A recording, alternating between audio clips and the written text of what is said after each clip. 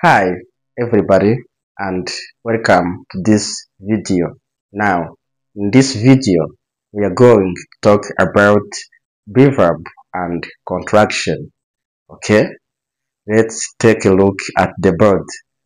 Muraho, muri iyi video tugiye kuganira ku bijyanye na verb to be hamwe n'uburyo bw'impina magambo. Contraction, impina magambo. Be a verb, inshinga kuba. Okay, let's take a look at the board. Reka turebe ku kibaho. First, we have subjective pronouns. These are subjective pronouns. I, he, she, it, we, you, they. Subjective pronouns. And we have be verb. Am, is, are. Be verb. These are be verb. Am, be verb. Is, be verb. Are, be verb. Okay, so let's get to the first one. Ariko mbere ko tujya ku cyambere tubonye ko dufite insimburazina subjective pronouns, tukanagira be verb, verb to be. Verb to be yacu irangwa ni bikurikira: am, is, are. Izi zose nizo verb to be, uretse ko zikoreshwa kuri subjective pronouns zitandukanye bitewe n'impamvu tuzatugenda tubona. Okay, so let's get to the first one. Reka turebe iya mbere. The first one is I am. I am, njyewe ndi. I am, njyewe ndi. I am Theonest, njyewe ndi Theonest. I am a teacher, ndi umwarimu. I am happy, ndishimye. Okay, now the contraction for I am is I'm. Okay, uburyo bw'impina magambo kuri I am ni I'm. I am ni uburyo busanzwe, njyewe ndi. None mu mpina magambo aribyo contraction, we say I'm. Okay, I'm Theonest. Okay, now contraction is a common way of saying subjective pronouns and be verb. It's quicker, it's faster, and it's shorter. It's more common. I want you to use it. Uburyo bw'impina magambo ni bumwe mu buryo twifashisha iyo turi gutondagura verb yacu to be. Burihuta, buroroshye, kandi buranyarutse. So mujye mubukoresha, ni bwiza. Okay, let's continue. Reka dukomeze. I am mu buryo busanzwe, njyewe ndi. None mu mpina magambo I'm. He is, we w'umugabo cyangwa w'umuhungu, ari, ni. He is a teacher, we ni umwarimu. Let's say Peter is a teacher, John is a teacher, Eric is a teacher. So Eric, John and Peter tubasimbuza insimburazina ya he. He is a teacher, Eric is a teacher. Okay, mu mpina magambo he's a teacher. Okay, she is. She ikoreshwa ku bakobwa n'abadamu. So she is. None mu mpina magambo she's a woman, ni umudamu. She's a girl, ni umukobwa. Okay, it is. Mu mpina magambo it is, twabonye ko it tuyikoresha ku nyamaswa, ku bintu no ku hantu. So you can say it is a dog. It is a dog, iyo ni imbwa. Mu mpina magambo tukavuga it's a dog, iyo ni imbwa. Okay, now let's move on to this lower part. Reka tujye hano hasi. We are, twebwe turi. Mu mpina magambo we are. Okay, we are, mu mpina magambo we are. You are, mu mpina magambo you are. your. Okay, they are mu magambo there. Okay, now let's move on to the next part. Okay, we are going to take a look at some sentences using be verb. Okay, now we are going to take a look at some sentences using be verb. Okay, now notice on the boards that I've only used contraction. Okay, reka tugiye kureba izindi interuro dukoresha be verb, ariko murebe hano ku kibaho nakoresheje uburyo bwonyine bw'impinamagambo contraction. Impinamagambo nk'uko twabonye, contraction ni uburyo bwihuse, bwihuta kandi buvugika neza. Okay, let's take a look at the board. Reka turebe ku kibaho kandi tunakomeze.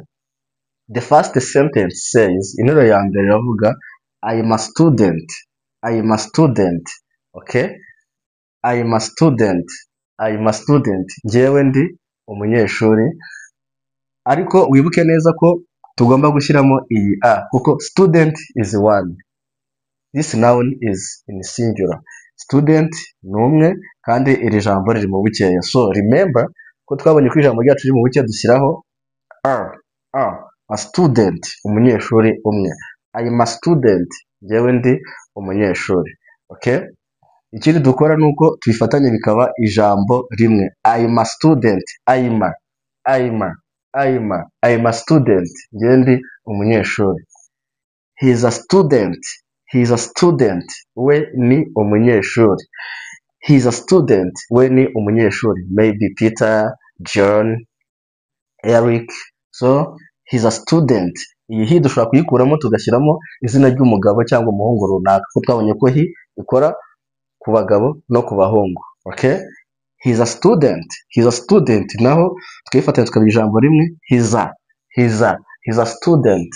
Okay, she is a student.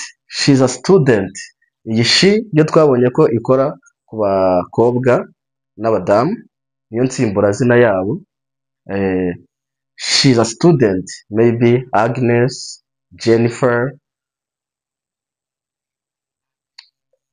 She's a student. Jennifer is a student. Jane is a student. Okay, ariko tubikoresha insimburazina she is a student, naho tukabigira ijambo rimwe. She's a student. Okay, it's a cow. Okay, it twabonye ko it ikora ku bintu, ku hantu no ku nyamaswa. So ntabwo turi buvuge ngo it's a student, ahubwo turavuga it's a cow. Cow ni inka. It's a cow, iyo ni inka. Ikindi turi bukore naho turabigira ijambo rimwe. It's a cow, ni inka. Okay, so tugera no mu gice cyo ku bwinshi. Hano hasi ho ni ubwinshi, murabona ko habaye itandukaniro. We are students. Okay, twe turi abanyeshuri. Students are many. Abanyeshuri ni benshi. So we take out and we just add s at the end of this noun students to make it plural, and it sounds like students. Okay, kuko babaye benshi, abanyeshuri. So here we are students, twebwe turi abanyeshuri. Okay, iyo tugiye gushyira mu bwinshi, iyo twageze hano mu bwinshi twabonye hejuru I am a student, njye ndi umunyeshuri. Mu bwinshi we are students, turi abanyeshuri. Ya a twayikuyeho dushyiraho s ku mpera y'ijambo kuko students ni benshi. Okay, you are students, mwebwe muri abanyeshuri.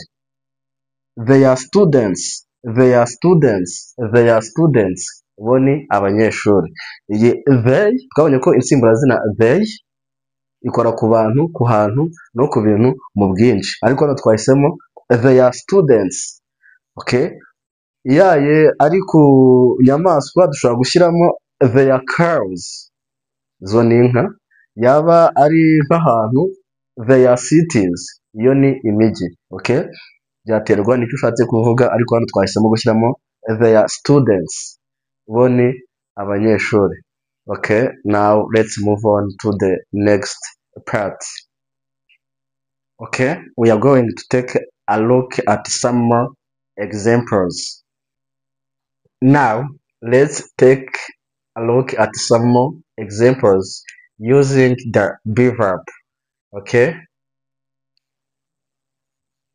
I'm njyewe ndi, njyewe ndi.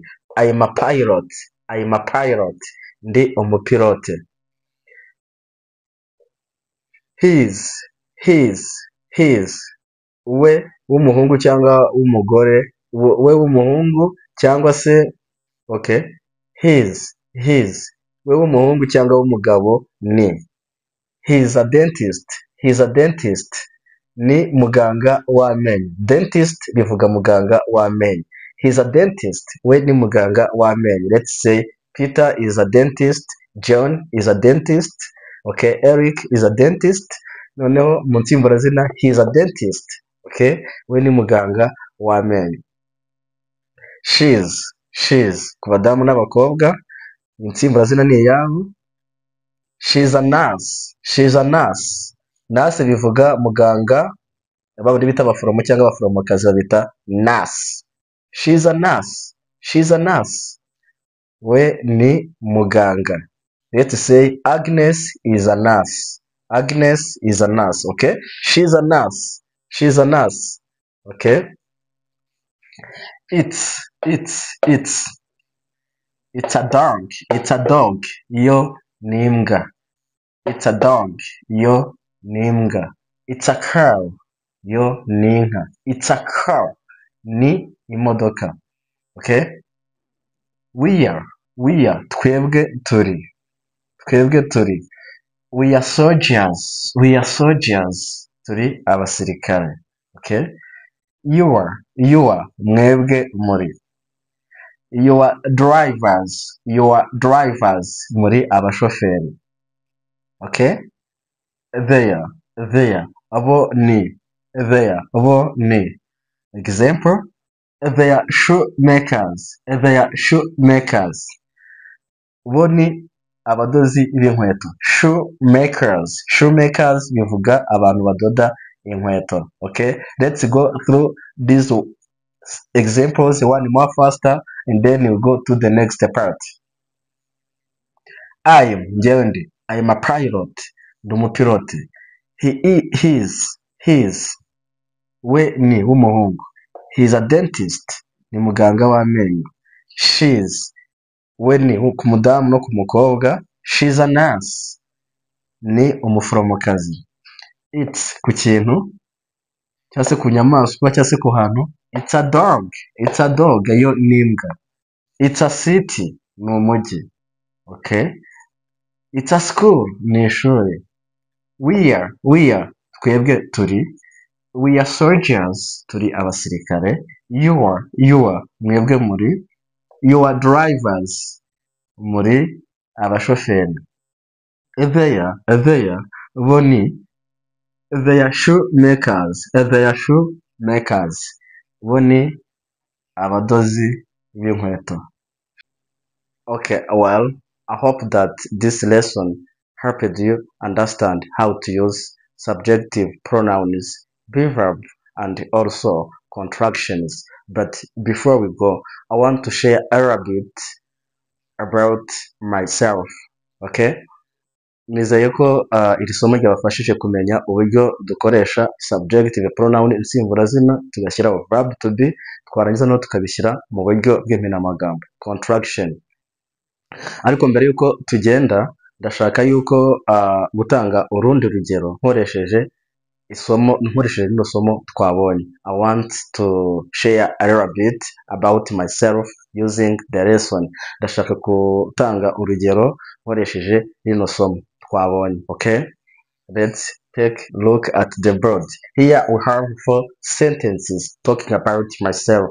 Hano dufite interuro enye ziri ngiye nivugaho nitanzeho urugero, but I will be using the lesson, ariko nkoresheje isomo tumaze kubona. Okay, in order to practice, kugira ngo dushyire mu bikorwa isomo tumaze kubona. Okay, let's take a look at the board. Reka turebe ku kibaho. First, I'm Theonest. I'm Theonest. Njyewe ndi Theonest. I'm a teacher. I'm a teacher. Ndi umwarimu. I'm Rwandiz. I'm Rwandiz. Ndi umunyarwanda. Rwandiz, umunyarwanda. I'm an animal lover. I'm an animal lover. I'm an animal lover. Kandi nkunda inyamaswa. Animal lover bivuga umuntu ukunda inyamaswa. I'm an animal lover. Nkunda inyamaswa. I love dogs. Nkunda imbwa. I love cats. Nkunda ipusi. And I love birds. Nkunda inyoni. I love birds, especially when they are chanting in the morning. Nkunda utunyoni cyane cyane iyo turi kuririmba ini mu gitondo. Okay, that's it guys, and thank you for watching. See you guys in the next video. Bye.